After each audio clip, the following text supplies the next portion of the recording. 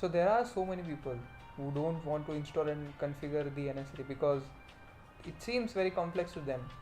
But you don't need to worry about it right now. You just need your NSA scripts, your NSA C++ script, and you don't need to configure NS3 on your machine, on your any virtual machine, because now there is one tool available in the market which is called Web-NS3. It is very revolutionary tool, and I hope you will use this tool once you get the idea about what Web-NS3 is capable of. So in this video we are going to brainstorm about Web-NS3. So without wasting much time, let's get started.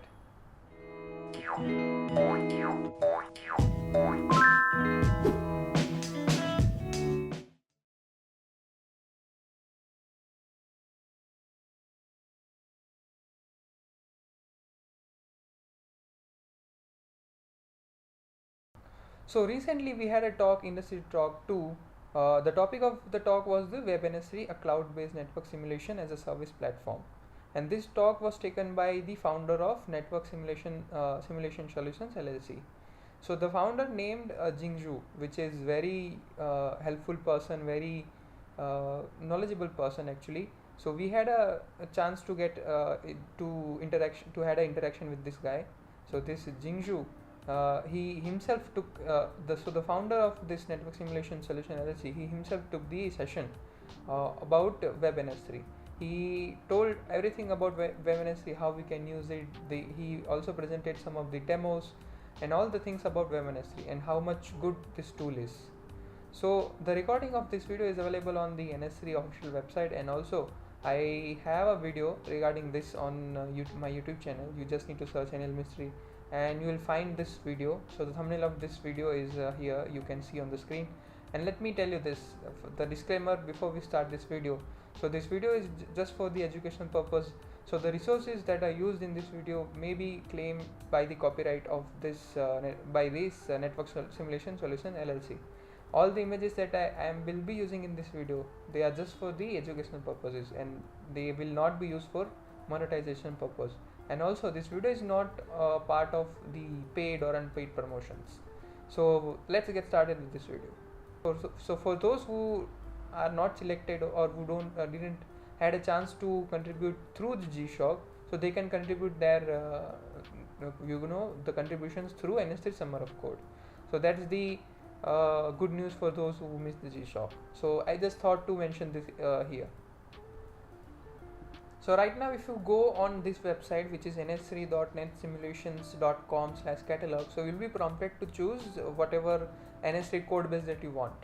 So currently these are the options available. You can see there is no next and previous, and if you are a premium user, so this website has a subscription based model. Basically once you get into this website, you need to create an account, and creating your account is very easy. You just need to give an email. The temporary password will be saved, will be sent to your mail, and then you can just configure, you can just connect with the credential that is given to your mail, and you can change the password later on. Okay, so once you have the account created on this website, what you can do is you have a subscription model. Basically you will be given the free subscription model currently. So we have a basic plan currently available, and it doesn't have currently the expiration date, and currently it has a pro version available. So there are a few benefits of pro, and one of the benefits is this, if you go to catalog, so currently these are the only options available for the free plan. So these are the only versions of NS3 that you can choose. So although it has a basic the latest version NS3.45, but if you want to choose your custom model, or if you want to go for some specific NS3 model, then you have, for the pro users, you will have an option. So I can also show you this. So this is the pro version. So pro version, it will have an option.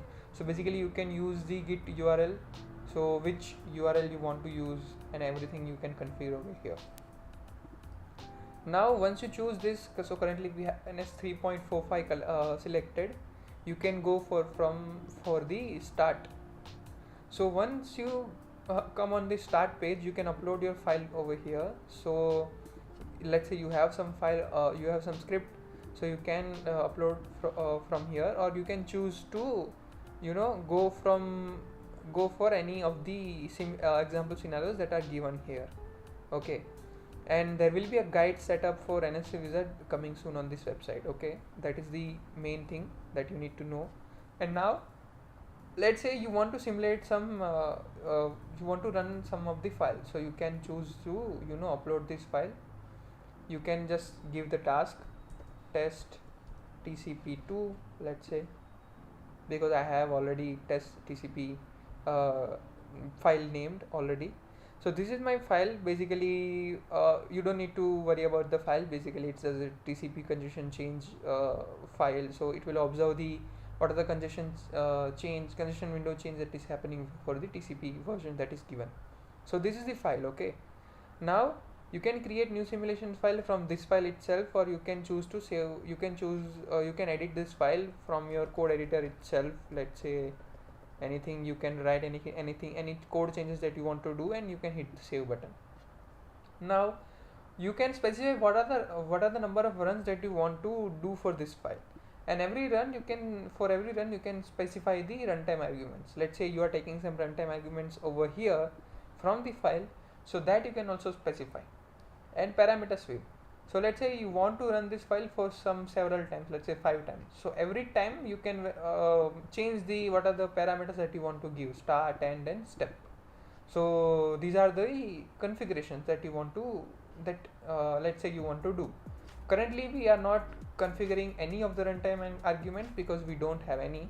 So we are just going to say that we want to run this file once. So number of runs, we will say 1, and we can try run simulation. Okay, so currently it says server is busy, please wait and try again. So we can go to dashboard. So you see I have 2 simulations waiting for waiting to run because the server is busy. But I have few examples that I have tried before making this video, so I can show that to you. So first is test p2p. So this is very very basic NS3 file which just tests the p2p connection. So it has this file. So first is XML file, so that I have generated to observe this animation inside the NetAnim, and second is terminal output. So for every run you will have this terminal output, and you can see the similar way if you had configured this NS3 in your virtual machine, that same thing, that same output that you observe there, you will be observing here. So everything you can see, scratch nil output, everything that you see over here, say you were there, that you will observe over here. Okay, and let's say you have several other files, so all the files that are generated by your simulation, that will be shown over here, right? So that is the beauty of this thing. You don't need to configure, everything is available for you just by this web URL. Now post-processing task, you have the Jupyter Lab option. So Jupyter Lab, you will just need to give the file and how you want to process those files. So basically you want to create some graph, that all the things post-processing you can do using this Jupyter Lab, that is also inbuilt using this web interface.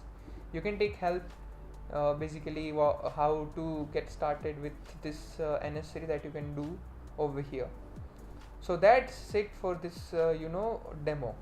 And simulate certain scripts on the Web-NS3. We have this URL routing simulations where all the routing simulation will be. Currently we have RIP and static, but soon we are going to have for OSPF and BGP and everything. Then we have something called NS3 simulations, where you will find tons of simulation that I have already script for. You can just take the script and explore how Web-NS3 is working for it. And one of that tool that I was telling you, this is the tool NS3 GUI helper, which will help you to auto generate your NS3 scripts. Currently it is just supporting the basic script generation, but yeah, you can have a look at it. So that's it for this video. I hope you have got the idea about Web-NS3, and let me know in the comments if you want to if you want me to make a video on how we can more utilize this Web-NS3. So let me know in the comments if you want those videos, and I will take some time to explore this tool also. That's it for this video. We'll meet in the next video. Till then, keep learning and keep exploring.